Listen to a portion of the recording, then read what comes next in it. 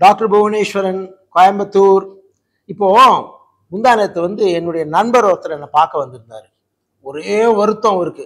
என்ன அப்படின்னா, ஒரு இசிஜி கையில வச்சுட்டு வந்தாரு. "என்னய்யா ஆச்சு உனக்கு?" அப்படின்னு கேட்டேன்.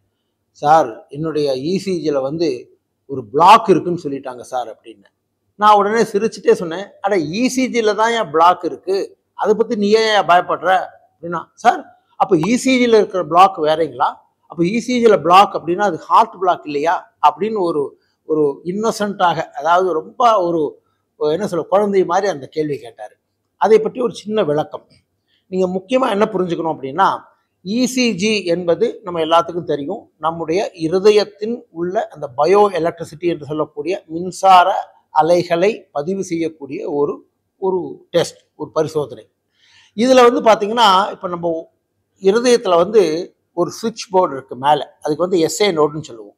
அப்புறம் அங்கேருந்து ஒரு ஜங்ஷன் பாக்ஸ் இருக்குது, அதை ஏவி நோடு அப்படின்னு சொல்லுவோம். அதற்கு பிறகு 2 ஒயர்கள் போகும். இப்போ பார்த்தீங்கன்னா, அந்த எஸ்ஏ நோடு என்று சொல்லக்கூடிய இருதயத்தினுடைய பேஸ்மேக்கர்லேருந்து வரக்கூடிய அந்த எலக்ட்ரிசிட்டி அந்த ஜங்ஷன் பாக்ஸுக்கு வந்து நம்ம இருதயத்தினுடைய 2 பாகங்களுக்கும் பரவுது.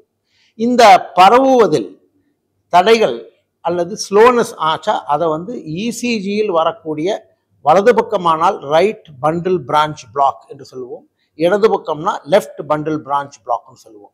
நீங்கள் இதில் என்ன புரிஞ்சுக்கணும் அப்படின்னா, இசிஜியில் இந்த ரைட் பண்டில் பிரான்ச் பிளாக் இருக்கிறவங்களுக்கு 100க்கு 95% இருதயத்தில் நோய் இருக்கக்கூடிய வாய்ப்புகள் இல்லை.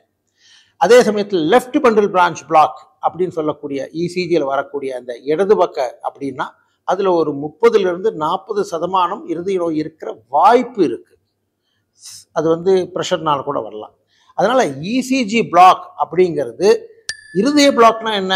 இருதய பிளாக் அப்படிங்கிறது இருதயத்துக்கு மேலே இருக்கக்கூடிய இரத்த குழாய்களில் அடைப்பு வந்து அதன் காரணமாக அந்த மாரடைப்பு, அதன் காரணமாக நெஞ்சுவலி அப்படின்னு வருவது தான் ஹார்ட்டில் வரக்கூடிய பிளாக்.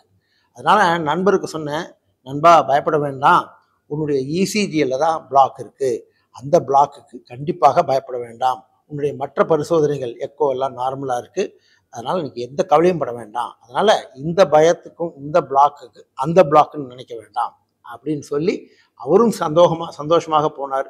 நீங்களும் புரிஞ்சுட்டு இருப்பீங்கன்னு நினைக்கிறேன் இல்லையா? வாழ்க வளமுடன். வணக்கம்.